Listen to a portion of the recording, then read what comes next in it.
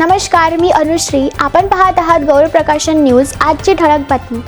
देशभरात विद्यार्थ्यांच्या न्याय हक्कासाठी सुरू असलेल्या आंदोलनाला आता विदर्भातूनही मोठा पाठिंबा मिळू लागला आहे. दिल्लीतील जंतर मंतर येथे संशोधक, पर्यावरणवादी आणि मॅक्सेसे पुरस्कार विजेते सामाजिक कार्यकर्ते सोनम वांगचुक यांनी विद्यार्थ्यांसोबत सुरू केलेल्या आमरण उपोषणाला यवतमाळ शहरातून जोरदार समर्थन देण्यात आले आहे.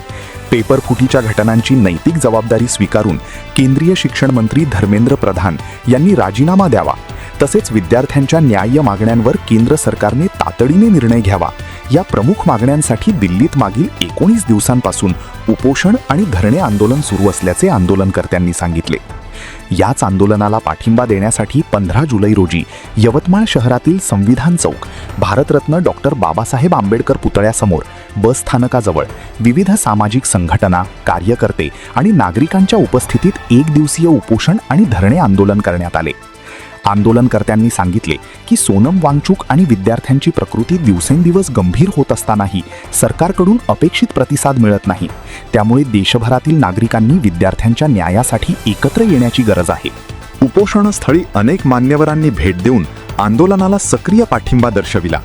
यामध्ये विदर्भ माध्यमिक शिक्षक संघाचे अध्यक्ष अरविंद देशमुख, लोकतांत्रिक राष्ट्र निर्माण अभियान महासंघाचे गोविंदराव चव्हाण, जिजाऊ ब्रिगेडच्या जिल्हाध्यक्ष संगीता रावते, सर्वोदय अभियानचे श्री खोचे, सामाजिक कार्यकर्ते दिनेश हरणे आणि हरीश कुडे यांनी विद्यार्थ्यांच्या मागण्यांना पाठिंबा देत सरकारने तातडीने संवाद साधावा अशी मागणी केली.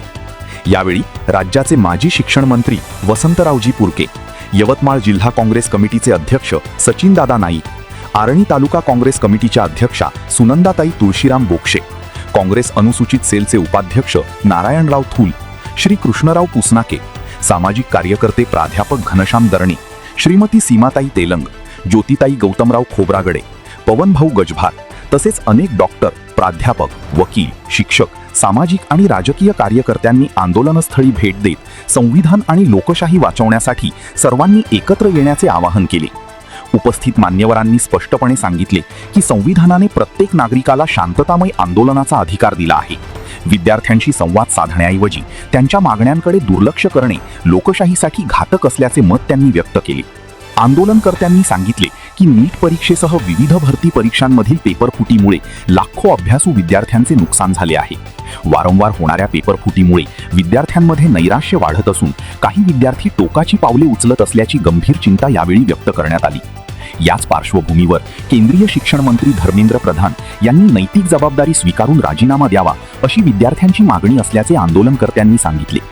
कॉकरोच जनता पार्टीचे अभिजित दिपके यांनी विद्यार्थ्यांचा आवाज बनून हे आंदोलन उभे केले असून त्याला सोनम वांगचुक यांनी सक्रिय पाठिंबा दिला आहे. सरकारने तातडीने आंदोलनकर्त्यांशी संवाद साधून विद्यार्थ्यांच्या न्याय्य मागण्यांवर निर्णय घ्यावा अशी मागणी यावेळी करण्यात आली. यवतमाळ जिल्ह्यातील संविधान आणि लोकशाही मूल्यांवर विश्वास ठेवणाऱ्या विविध संघटनांनी दिल्लीतील आंदोलनाला एकमुखी पाठिंबा दर्शविला. मोठ्या संख्येने नागरिकांच्या उपस्थितीत हे आंदोलन शांततेत पार पडले. या आंदोलनाबाबत तुमचे मत काय? विद्यार्थ्यांच्या मागण्यांवर सरकारने तातडीने निर्णय घ्यावा का? तुमचे मत कमेंटमध्ये नक्की लिहा. व्हिडिओ आवडला असेल तर लाईक करा, शेअर करा आणि अशाच विश्वासार्ह बातम्यांसाठी गौरव प्रकाशन न्यूज चॅनलला सबस्क्राईब करायला विसरू नका. धन्यवाद. गौरव प्रकाशन न्यूजकरिता यवतमाळ जिल्हा प्रतिनिधी गणेशराव देशकरी.